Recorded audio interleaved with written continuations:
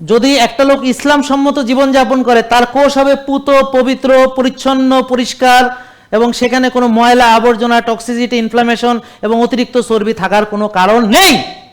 কিন্তু যে ওই 6 বেলা খাবে, ওই যে processed food, ultra processed food খাবে, হ্যাঁ, যার আয় ব্যয় ঠিক নেই, জমাচ্ছে কোষের মধ্যে, টেনশন করে রাত জেগে হতাশ হয়ে সে যা যা করছে সব কিছুর ফলশ্রুতিতে তার কোষ নষ্ট হবে, টক্সিসিটি হবে, ইনফ্লামেশন হবে, সেলুলার ওভারলোড হবে, ডায়াবেটিস হবে, হৃদরোগ হবে, হার্ট অ্যাটাক হবে, ব্লক হবে, ফ্যাটি লিভার হবে, কিডনি নষ্ট হবে, চোখ নষ্ট হবে, ডায়াবেটিক রেটিনোপ্যাথি, নেফ্রোপ্যাথি, নিউরোপ্যাথি, হ্যাঁ, প্যারালাইসিস থেকে শুরু করে এই পুরুষদের পুরুষত্ব চলে যাবে, মেয়েদের নারীত্ব চলে যাবে, মেয়েদের বুকে লোম গজাবে, পুরুষের পুরুষালী ক্ষমতা নষ্ট হবে, পুরুষদের টেস্টোস্টেরনের বদলে ইস্ট্রোজেন বৃদ্ধি পাবে, মেয়েদের টেস্টোস্টেরন বৃদ্ধি পাবে।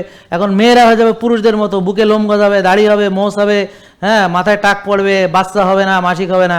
আর পুরুষ হয়ে যাবে মেয়েদের মতো, হ্যাঁ, ব্রেস্ট হয়ে যাবে মেয়েদের মতো, গাইনোকোমেশিয়া হবে, হরমোন হবে ইস্ট্রোজেন, তার পুরুষত্ব থাকবে না। তো স্বামী স্ত্রী থাকবে কিন্তু সন্তান হবে না।